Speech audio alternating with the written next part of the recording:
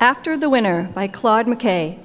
Someday, when the trees have shed their leaves, and against the morning's white, the shivering birds beneath the eaves have sheltered for the night, we'll turn our faces southward, love, towards the summer isle, where bamboo spires the shafted grove and the wide-mouthed orchids smile. And we will seek the quiet hill, where the towers the cotton tree, and leaps the laughing crystal rill, and works the droning bee. And we will build a cottage there, beside an open glade, with black-ribbed bluebells blowing near, and the ferns that never fade.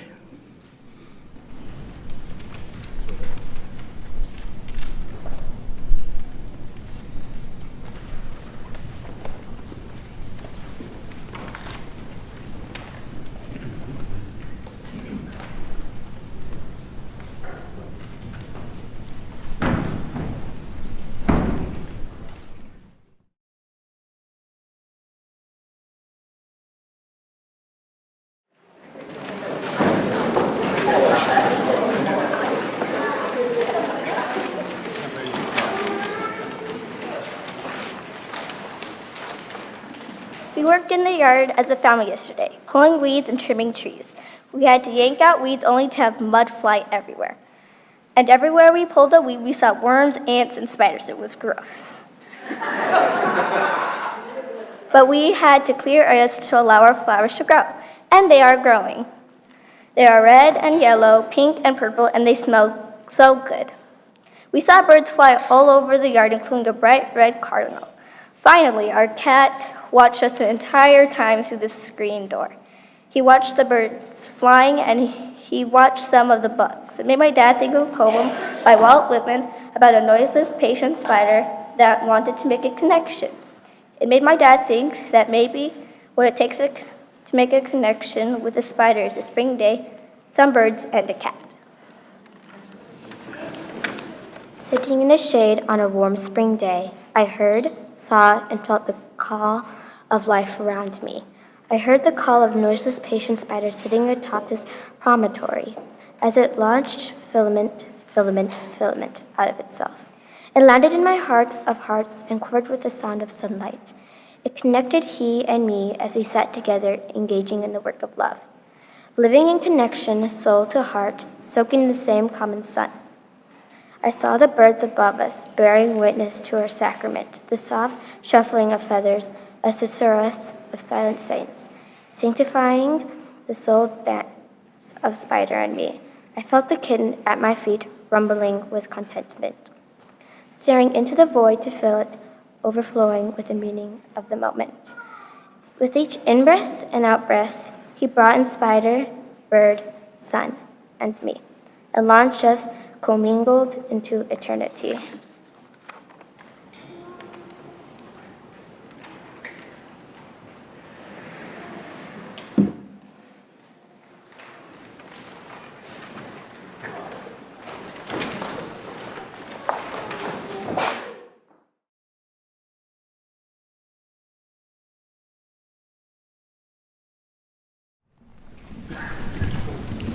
Last year was my first Maypole celebration here, as I was a candidate for ministry, and we were giving careful instructions on how to create a beautiful weave of ribbon, alternating high and low, going clockwise and counterclockwise. We began our slow Maypole dance just outside this wall, and all of a sudden, a small, energetic child began running underneath them all, as if this had become a little NASCAR track, and he was going as fast as he could. If jollity and gloom were contending for an empire, clearly this little one was taking jollity into his hands, and he was running with it. And eventually, after infusing the space with good, fun, laughing energy, he found a way to weave his ribbon in with the rest seamlessly, as if this was always the practice. What struck me most throughout that ritual as we weaved our ribbons together, we got closer together, more deeply woven. And to do that, the tallest among us, which was me often with many of the children, needed to bow down the most. The ribbons woven together in the dance of the Maypole remind us that we are but one strand among many, that we literally bow down to one another. and we bow down to the spring in reverence, and together we weave our individual colors and threads and create something that reaches into the sky with beauty. Perhaps that's a spiritual lesson for any of us, to create space in the middle of our lives. Pay attention to whatever it is that calls us beyond ourself, beyond the ego, to find something, whatever we call it or however we experience it, that is beautiful enough to bow down to. Our monthly theme for May is humility. May is also when Muslims will observe Ramadan this year, in a practice of feasting at night, but fasting throughout the daylight hours, reminding them of the fragility and the sacredness of life. When I was in college, I had a friend who was Muslim, and Ramadan was in the month of December, and he was studying in Minnesota, where that was not his home. And he was very grateful for the amount of daylight in December in Minnesota that he had to fast. So he's like, I can do Ramadan here every year. This is great. I've always admired the deep devotion of Muslim prayer, stopping 5 times a day, far more than I do, in a posture of reverence and connection to Allah, connection to millions of others around the world, making space in their day for breath and devotion. And I wonder sometimes about how such a practice changes a person, how such regular practices of reverence or prayer or meditation orient the heart towards something larger than the ego, towards something that nourishes the spirit, how doing that several times a day might change how you move and breathe and live in the world. Submit to a daily practice, writes the Muslim mystic Rumi. Your loyalty to this, he says, is a ring on the door. Keep knocking, and the joy inside will eventually open a window and look out to see who's there. Keep knocking, Rumi says, and the joy inside will eventually open a window to look out and see who's there.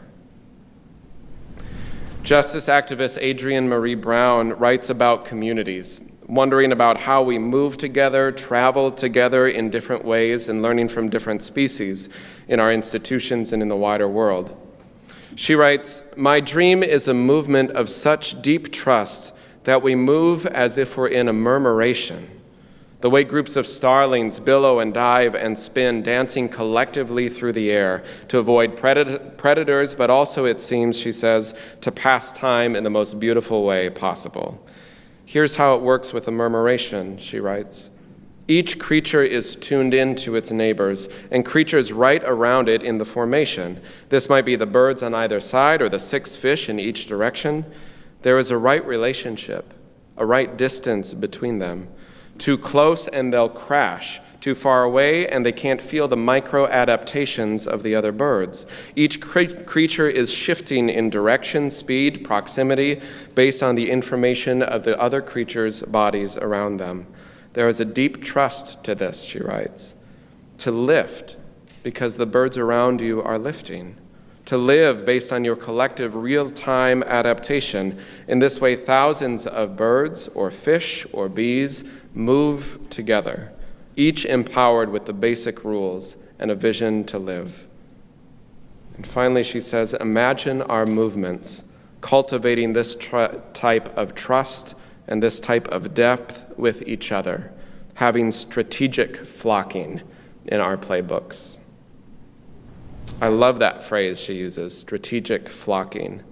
That's what community at its best can be, this intention of community, where we attend to those around us, we adjust, we adapt, we make space for different beliefs and styles and ideas and identities. We make space by adjusting our posture, adjusting our spirit, to meet with openness and grace the complexity and the diversity of the world.